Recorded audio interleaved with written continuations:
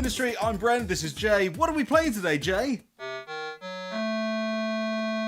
Organ Trail. It's an organ.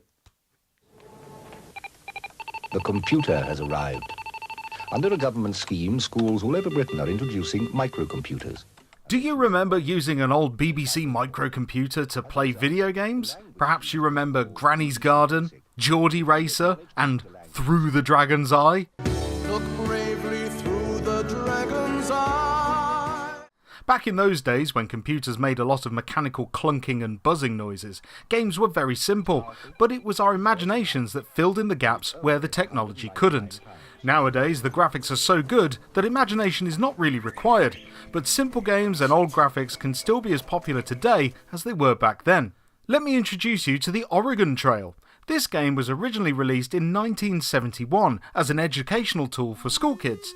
Flash forward to 2010 and a small team of coders decided to make a parody of this educational title called The Organ Trail, transforming the original into a zombie survival game. Just look at this! It's simplistic, colourful and beautiful.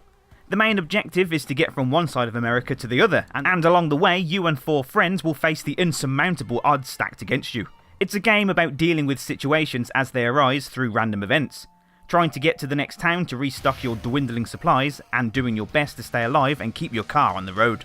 The way you do this is by playing mini-games to find supplies, complete jobs for people in towns to earn money to buy, trade, sell and keep your car and your team healthy. It's a simple concept, but there's so much charm and nostalgia here that this game stands up on its own and really becomes much more than the source material it was originally parodying.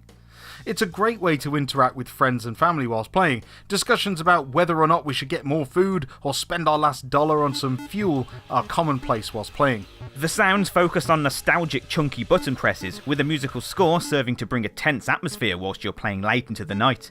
I can almost smell the scent of a hot CRT monitor whilst playing, it's that nostalgic. Hearing those strangely familiar clunky keyboard sounds and the beeps of the BBC Micro just pulls you back in time, and it's glorious.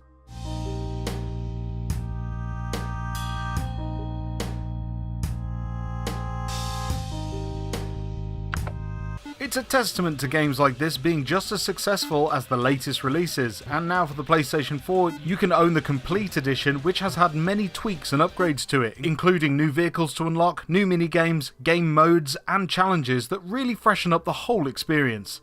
Online multiplayer and next-gen graphics aren't required here. Sometimes your imagination and an atmospheric classic like Organ Trail is all you really need, and it delivers on every level.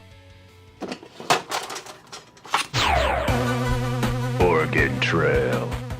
And that was Organ Trail. Just goes to show that you don't need amazing graphics to make an amazing game these days. Jason, will you be able to play us out with some BBC Micro music?